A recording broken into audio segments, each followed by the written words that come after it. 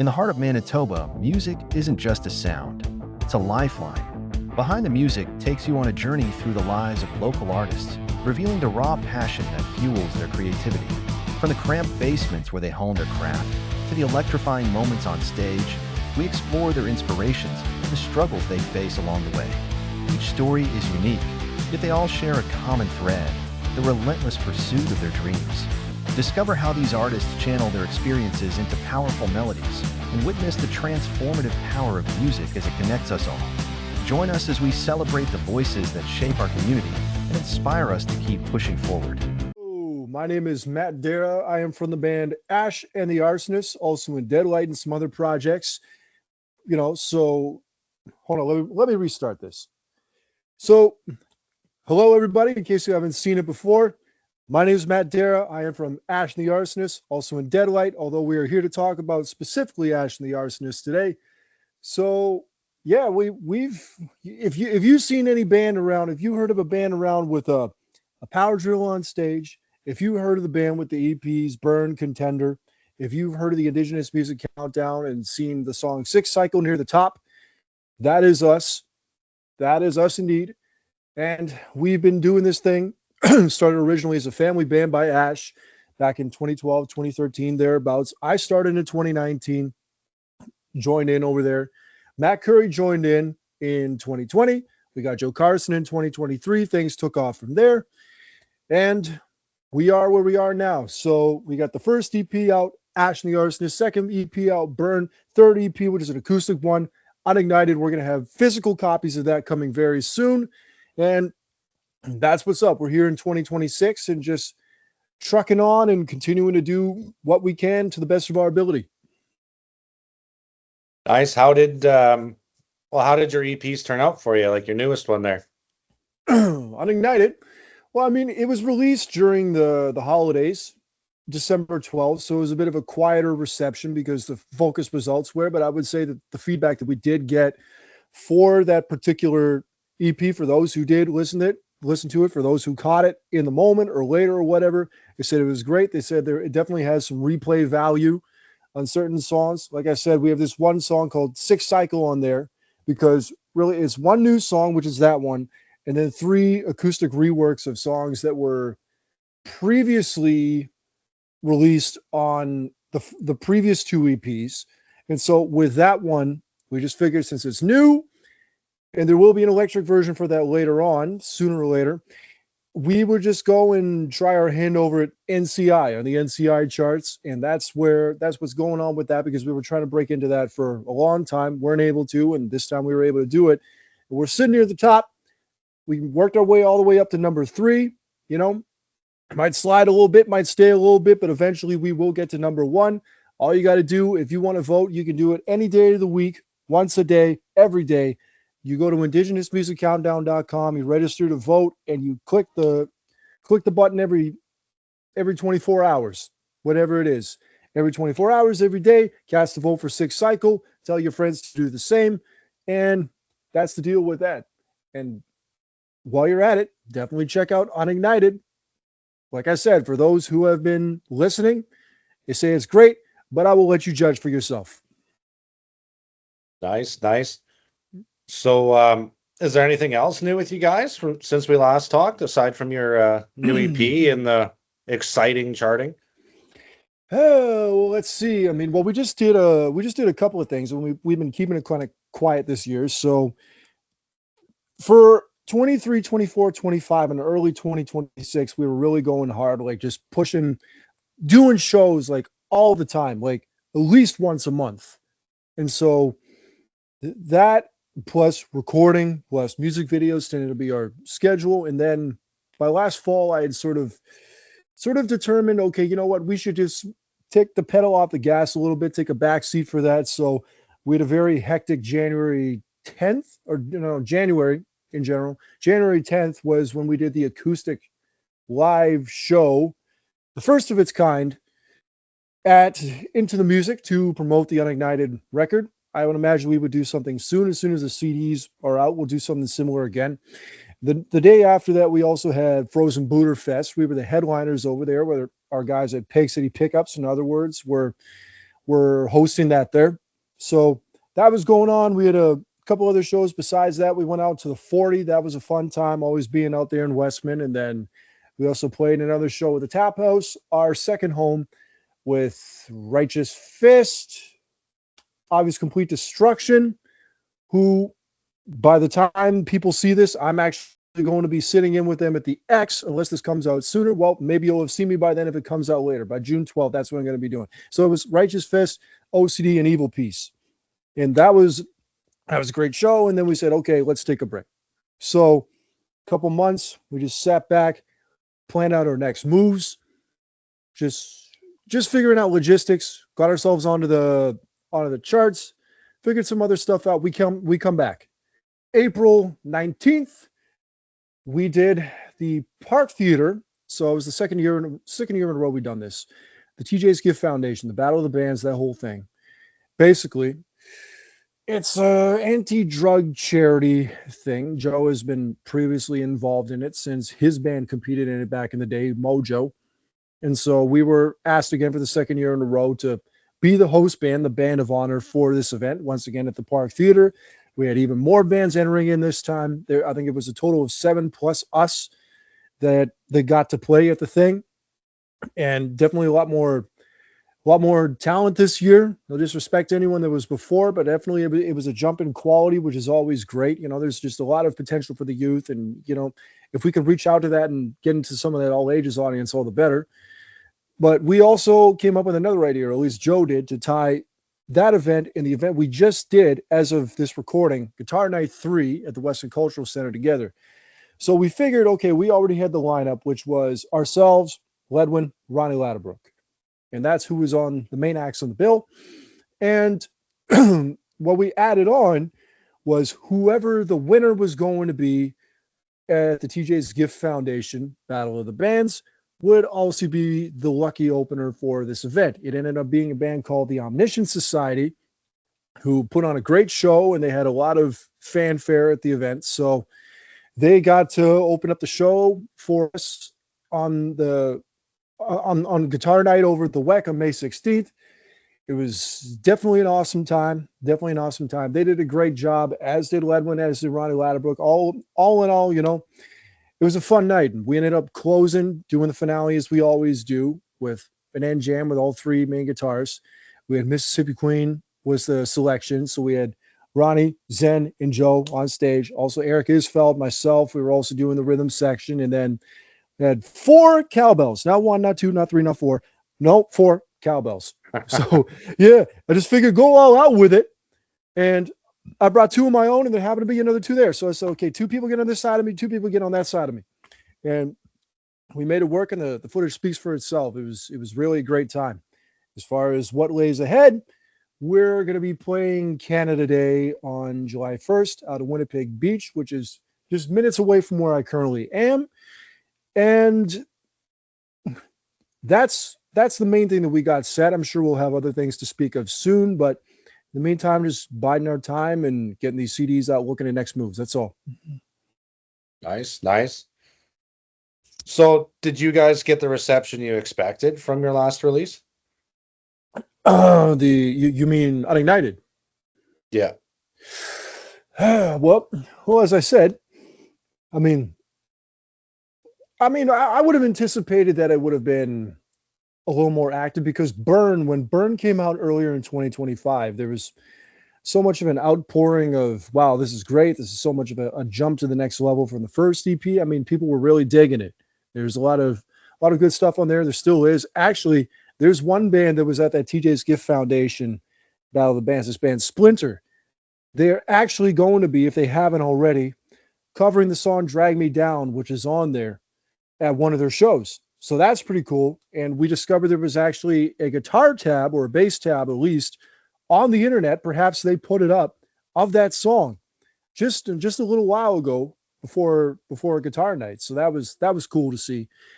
But yeah, the reception I would have expected a bit more, but like I said, released in the middle of December, for what it's worth, for what we had during that particular time of the year, I think it was good. And there's been great feedback, both from our team, from people who have listened to the CD on streaming, heard it elsewhere, perhaps heard it on the charts. And once we get these physical copies out, these CDs, I think we're going to be able to get that piece of work out to even way more of an audience from here. And and we'll just see how people take it. But I think it's going to be very positive and perhaps just a renewal of interest in the months to come whenever we get it ready. Nice, nice. So have you guys found that it's kind of made you a tighter unit with kind of all these releases and kind of getting a little bit, I'm going to say notoriety behind your name with the charts, the releases, the receptions, the events and everything you're playing? Are you finding you guys are getting to be a little bit more family-ish than you were before? I mean, we already were before that. I mean, 2023, it's funny because it actually, like I said earlier, it started out as a family band, and now what we have is one guy who used to be in another one of my bands in Curry, and then Joe Carson is another guy that we found by going to the same studio, and he happened to be working as a session guy there. But no matter where it comes from, yes, we definitely are a unit, and that's only grown tighter since then. I would say that it's not one that's really, I mean, there's a lot of bands out there that are dysfunctional, face a lot of problems. This is not something that we've really experienced so far. I think we've really kept it tight, really kept a good house over there. And yeah, just through everything, even if there's disagreements, we could work through it civilly.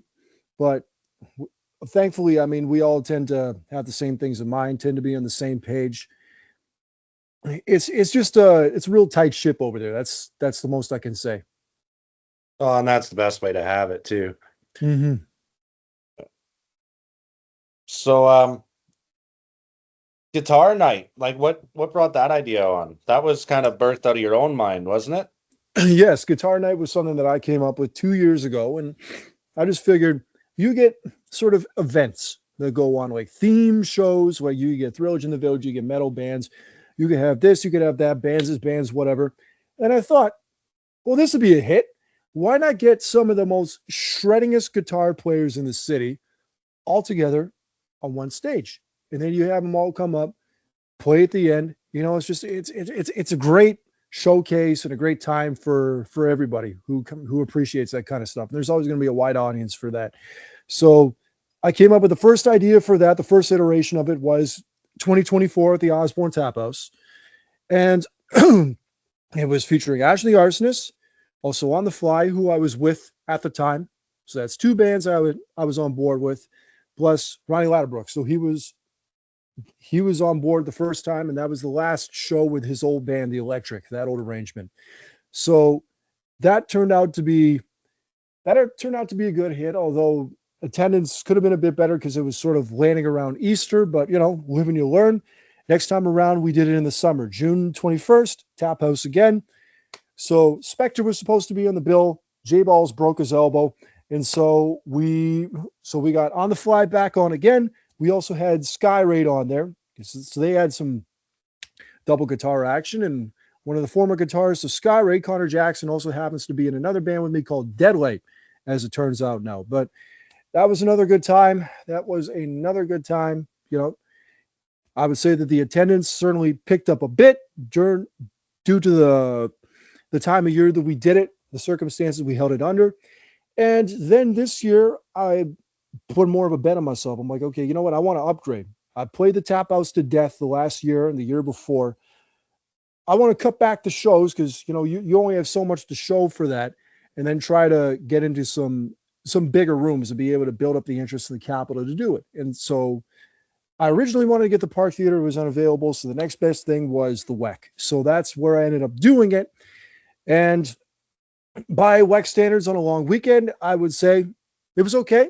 It was okay. Everyone that came out, once again, said it was a great time. And a lot of other people have said, hey, here's to many more. Let's hope this keeps being a long-standing tradition, which I intend it to be. And I've already got the next lineup already formulated in my head if it works out. Nice. No, I heard good things about this one. Mm-hmm. And actually, Jen, I think she kind of helps you guys with looking after different arrangements and stuff. And kind of calendar Yeah, planning. well, yeah, you just had her on. So I was supposed to. So like, there's a few hats I was wearing. I was the guy who put this whole thing together, like I just explained. And so Yeah. Joe, I was gonna have him do the stage managing because we had a schedule. We had to make sure everything ended up tight and on point and all this stuff. And then I talked to him, just considering the option. I said, "Do you want to do this, or do you want Jen to do this?" He said, "You know what? Let Jen do it." So I called her, said, "I got a job for you. You want to take it?" "Yes." "Okay, let's go." And I know she can put belt to ass if necessarily, and she definitely did keep it tight. Like, okay, wrap it up. You got to get moving on this on to the next. Like, first time doing it, but she enjoyed taking on the role and making sure things moved smoothly. So that was, yeah, that was cool. That was cool. She did a good job there. Good. Yeah, you always kind of need someone to kind of tune the bands down a little bit. Because Yeah. sometimes they get too into it, right? I've seen it with the Sober Social and stuff like that. The crowd's loving it, the band's loving it, and sometimes they just lose track of everything, right? Because they're lost in the music. So Yeah. no, that's good. Anything else in that mind of yours that you might be bringing to fruition soon? Well, well, speaking for myself, I mean, I'm intending to get it back into some collabo season activity because we might have a bit of time here. There's a couple more episodes in the canon. We already had one with Rusty Shackelford, who was on last year. We did a cover of Gotta Let Go by Lita Ford. Might get her on again later this year. Who knows? We'll see. I ended up playing with her and the Lovers actually for a couple of shows late last year. I digress. So there's things that could be going on outside of Ash the Arsonists. But other than that, just we're heading into the summer. Hopefully we can line a few things up. We might be playing June 20th Tap House with Spectre. Possibly. We'll see. We're just waiting to hear word on some other additional factors in relation to that. But besides that, we're just taking it a little easier this year and just focusing on writing, making new material. We already premiered one new song over at Guitar Night called My Own Grave. And perhaps there'll be a full recording of that. We'll have something to give you recording wise this year, a song or two, whatever. We always like to keep some consistent output. And the other thing is, too, we didn't get to do it at the WEC, but we do have plans to hopefully this year record and release a live record. So just as one more stopgap of the current songs, that the current crop of songs that we've released thus far, just in preparation of, okay, we can finally dispense with those. And now the next thing you hear, everything else is going to be brand spanking new. You're not hearing any rehash of anything. So that's the things that are on the table for right now. It would be live album, if possible. It would be getting the CDs out for Running United, getting this song to number 1, 6 Cycle. Definitely go vote for it on the Indigenous Music Countdown. And just enjoying ourselves and having the best time we can. And we'll just see what next year holds. Nice. So when your physical copies come out, where can people go to get them? Well, for one thing, you can definitely get them from us. That'll be on, just DM and deliver order, just private order, whatever. We've also stocked copies of Burn, our second EP, at 4 different stores within the city, and I'm sure there are still copies available there. Those are Into the Music, downtown. Everyone knows where that is. RG's Records over by St. Vital Center. I believe it's on St. Mary's Road, St. Anne's Road, one of those two. Then we have Frenchie's Records and Coffee over in St. Boniface, and then Dooley Records, which is on Portage, just by the CBC building in UW. So maybe we tap in with those stores again, and we get copies of those over there.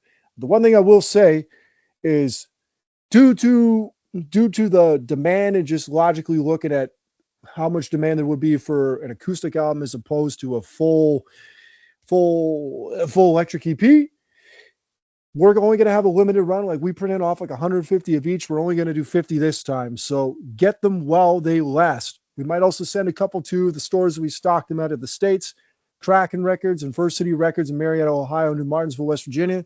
We'll just see how that goes, but definitely we'll focus on the local first and see what we can do. Get at us if you want a copy. You can get at us now, and we'll get it over to you. Perfect. And yeah, even send me a link or whatever, and then I can kind of put a post out and make sure that they have a way to contact through if they don't follow you guys or whatever, right? Absolutely, absolutely. That would be much appreciated. Yeah, no, definitely, definitely. So one question I'm really focused on this year because I know I have a very bitter opinion towards it, but what's your thought on how AI is kind of seeming for 2026, how it's seeming to really jump into the industry now? I just saw something yesterday that, and I can't believe this, that as a means to curtail artificial intelligence and just copyright infringement in that way with Suno and all this stuff, that Spotify and Universal are coming up with this this deal that people can upload AI covers of popular songs and artists, what have you, and the songwriting royalties are taken care of. You know, it's a disaster, but at the same time, I guess there is something to be said for it. Like when the internet first started impacting the music industry, they didn't understand what they had on their hands and what a behemoth this specifically was, and what a gargantuan force it was going to be, for better or worse, probably for worse, on the music industry as it was. Yeah. So they tried to sue their way out of it and stem the tide because they didn't get it. These were guys that were like septuagenarians that didn't understand what the internet really was. It was so brand new. And all they ended up doing was creating a whole bunch of backlash amongst their customer base. And never mind what artists think. I think what also just consumers think, this is a lot more contentious. It's because one was just, okay, should I be able to pay for music or pay for a fixed price when I can just download this off the internet for free? I mean, that was a whole point of contention. That's sort of a dead horse now. You know, we can argue about how that should have gone, but this is a lot more contentious in that this is people creating art from their own blood, sweat, and tears versus you press a button and there's your song. And there's also the whole thing of with the data collection and all this stuff that you can be stealing and plagiarizing from one creator, one artist, or multiple artists really to create something that just violates all kinds of copyright infringement. It just makes it all the harder for the true artists that are really trying to get themselves out there, which is the majority, the multitude, to really break through. Even with the dwindling Spotify revenues, all this stuff, it just makes them more like they get lost in the sauce. It's like they don't want anybody to succeed at this point. So I always feel sometimes like, I know it's cliche to say born in the wrong generation, but it's just like you feel like you came in at the end. You feel like you just came in right at the absolute ass end of the dream. Unless something drastic comes in and reverses this trend. Well, not reverses this trend, but something comes in that really changes this for the better. Personally, I just don't have the optimism in people to be able to have enough cojones or have enough willpower to change this. I think people are just too lazy and all this stuff to do that. They're just going to be fat and happy and just, you know, they're going to be fat and happy and just enjoy all their little gizmos and toys, and that just turns into the end of it. But then on the other side, you got the artists here who say, well, we got to get back to CDs. At this point, technology is moving at such a rapid pace that it's a complete pipe dream. There's no way we can go back, especially when you remember the whole reason that the CDs, at least part of the reason why CDs got phased out, went to the way of the dodo bird, is because late 90s into the early 2000s, they were fixing the price up to damn near the price of a t-shirt. What should have been $10 went up to $20, $25, whatever it was. I don't know. I was a little young, but I've read on this subject. And so when Napster comes along, people are looking at like, okay, why should I be paying this ludicrous price gouging price when I can just download this with the click of a button at no cost to myself, you know? And that just shows the average dedication of the consumer. Perhaps it's always been like this. Perhaps it's always been the mind of the average fan, where it's like they only would have bought it for all those years because there was no other way to get the music. Once there was a way to get the music for free, once it was a convenience to do so, That's the way they went. And if it had been that way before, they would have done it. So artificial intelligence, I don't know. It's looking bleak out there. It's looking grim. But one thing I can say for Ash and the Arsonists, I mean, I've dicked around every now and again with just little fun Gemini pictures, videos, all this stuff. It's not like we're not like just for content, funny shit. Like there's a difference between that and the average, whatchamacallit. There's a difference between that and creating a whole song, a whole album on Suno, nothing that you created from your own being, right? And that's something you will never, ever, I tell you once again, ever see us do. Ash the Arsonists will never do anything artificially. What you hear is always going to be from our own hand. And that's the way it rightfully should be. Yeah, I know. Absolutely. I read an article actually the other day. It kind of goes hand in hand with Universal and Spotify, that Spotify now, and they actually have a thing, because when I went to schedule my EP to go out, Yeah, they actually have a thing there that they now are scanning the metadata. So then at that particular point, if it finds any trace of AI, it'll flag it, which would fall into kind of your copyrights, right? Yeah, of course. So then at that particular point, they know that it's like, okay, this is a legitimate person that made this, not some digitalized form of emotionless wannabe talent, right? Yeah. Because people are just finding every possible way to game the system and get around the fact that, it's very difficult to make a profit on these streaming platforms. And people have been trying to find all kinds of ways to get around it, where posting 30 seconds of silence over and over again and just having them stream that. And then all of a sudden you get revenue from it because it counts as a stream. They shut that down. Now it's like, okay, if you don't make a certain amount of streams per month, we don't give you shit.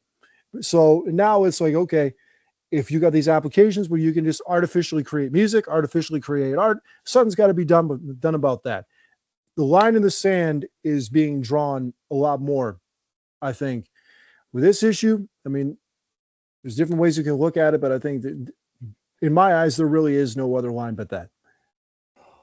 Pretty much. Yeah. No, it come across a couple, but and actually some of it I'll give kudos. Whatever the app they made it in did a damn good job. Like it sounded good, right? It wasn't horrible. But then as soon as I heard it was AI, it's like I grew up with, bleeding fingers because you had to play so hard just to be able to learn how to play the first verse of a bloody song, right? Yeah, yeah. Or in your case, like learning to play drums, like your wrists are just killing you when you're first learning.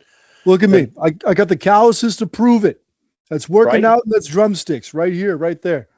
And that's just it. And to me, it's one of those, nothing can ever, I'm trying to think of the best words for this, that I don't end up on cancel Substitute or culture. replicate.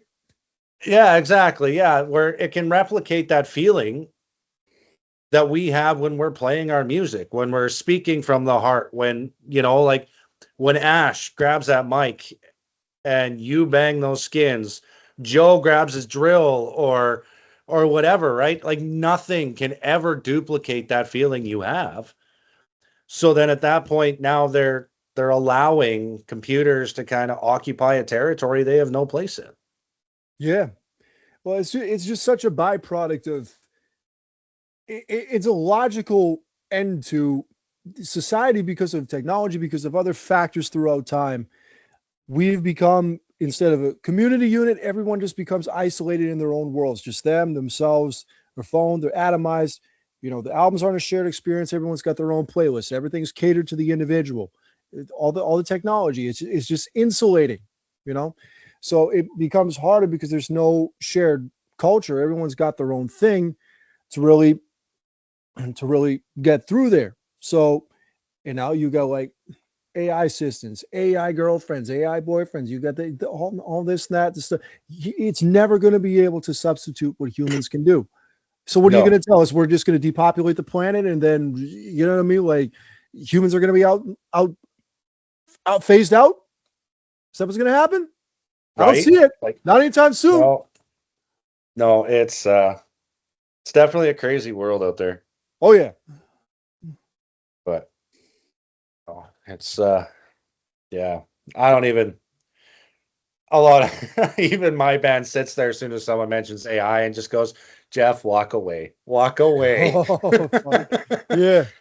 But it's one of those, like, I even look at it from like a business structure, right? Like with the studio and then everything we do with mental health and how we promote music for mental health, everything else.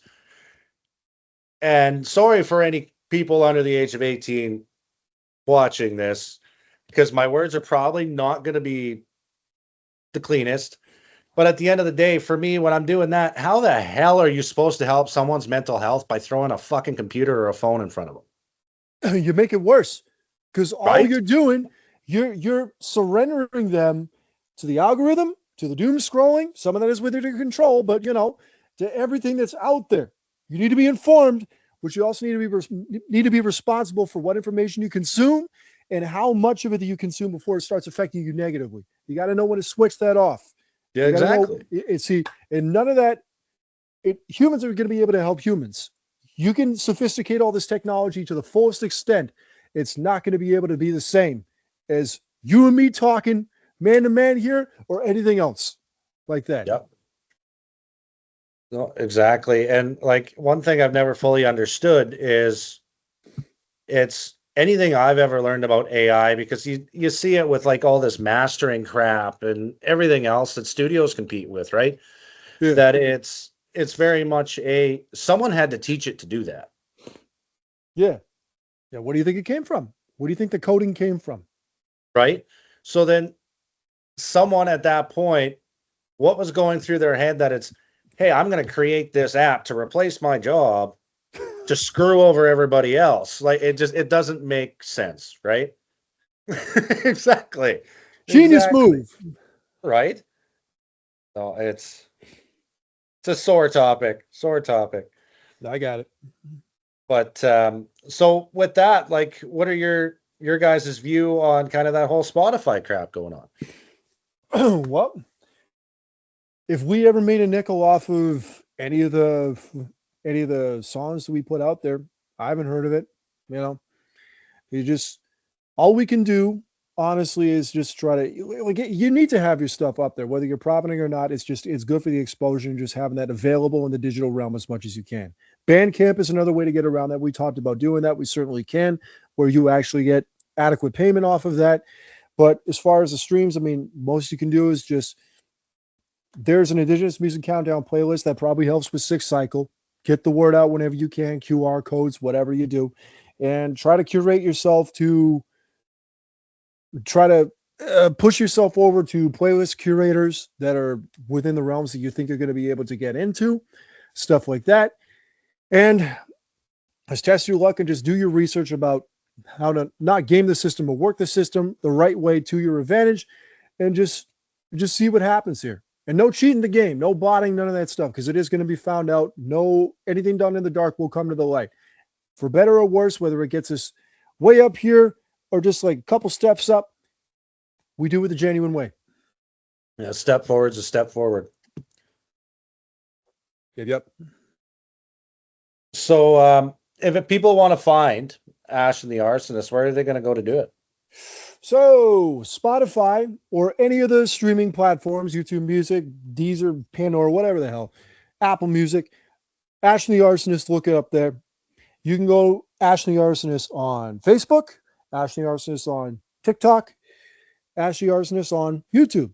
And we also have the handles Arsonists, ARSONISTS 204 on Instagram, on Threads, and also on X/Twitter, although that account's been kind of dormant for a while. But it is there for anyone who's on the platform. So that's where you can find the band. For myself, if you want to see what's going on with me, so I'm Matt Derraugh Music on YouTube. I just passed 900 subscribers, on the road to 1,000. Maybe some of you guys watching this can help me out. If you stuck around to the end, good for you. I'm also Matt Derraugh on TikTok, Facebook.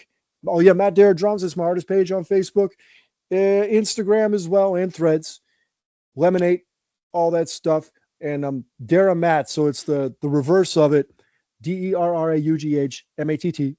on Twitter/X. I'm all over the place. Twitter, Twitch, all that stuff. So look for me. You're probably going to find me somewhere. But Ash The Arsonist, definitely go stream it. Definitely go run the numbers up. Follow, subscribe, do all that stuff. Get us up to the top of the charts. If we're still not there by the time that this episode airs, hopefully we will be soon after this gets out there. But yeah, Ash The Arsonist 2026. It continues. Unignited, go buy you a copy if the copies are out by that point, or Burn or Ash The Arsonist, the first EP. Check it out. Yeah, for sure. Yeah, and definitely we'll share some links out too, because I think I've seen the Indigenous Countdown post that you put out. And then yeah, you'll definitely have to send me where your physicals are gonna go. Then I'll get that out there too, and then I can even attach the link to this too when it airs, so people can go, oh yeah, we're gonna check it out, and they can go right through the episode to do it. Awesome. Aside from that, like, you got any questions for me, Matt? Okay, well, how about this? I mean, you just put out your own EP. I just saw that. I'll make sure to check it out. You got anything else on the horizon besides that coming down the pipe? I mean, Blindside, like kind of that rock side, like the band itself. There's a little bit we want to do, kind of more recording and stuff, and strip it back a bit, because like the other guitarist, Danny Thomas, actually, you might know who he is.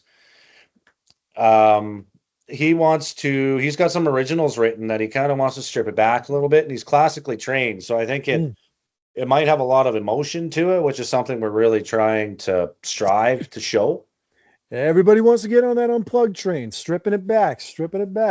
Right, and that's kind of why I did like the more of acoustic rock vibe with the EP. Like, I know Tommy Suver, you'd remember him. He listened to it and he actually really, really enjoyed it, because I wrote it based off of, because you probably, just from mutual friends in the industry, know I didn't have a great life growing up. And that's what it's all drived around, right? Like the love, the pain, the loss, the addiction, the struggles, the recovery, what made me who I am now, and what built Frozen Fire and everything else. That's what the whole EP is derived around. Yeah, I got you. Human feeling, once again, is all that stuff you just described. You're going to be able to do that with a computer? I think not. No, not at all, man. Communicate that. No. I think the only thing on the EP I did with a computer was release it and talk to my vocal coaches. That's it. That's all you're supposed to do. But yeah, other than that, like, I know Frozen Fire, I took a 2-year hiatus from the Sober Social, just because all the crap going on, inflation, all that lovely political crap that really, we're hoping to bring it back this year. I'm hoping to line it up so we can do more of an outdoorsy thing. Nice. Yeah, so might get in touch with you over that. Past that, I know we're slowly but surely building up the studio. I want to do an expansion here right away.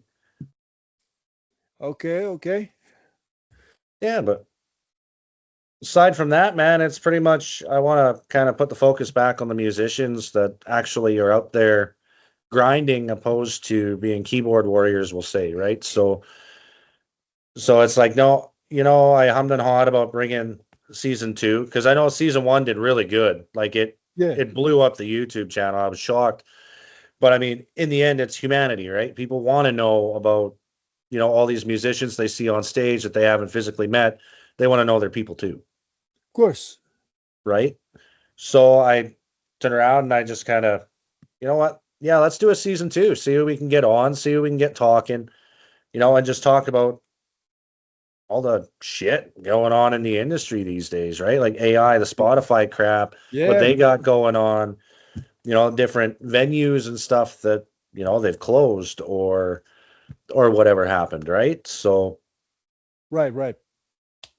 Gotta have those conversations for sure. Oh, exactly. Yeah, it kind of, I don't know. I've always believed music is a community, right? 100% is. Yeah, that it's rather we know each other or not, one musician to another, we'll always treat each other like family. So it's very much something that should be showcased, I think. Yep. Yes, indeed. Yeah. Yeah. Any other questions there, Matt? I think that's about it right now.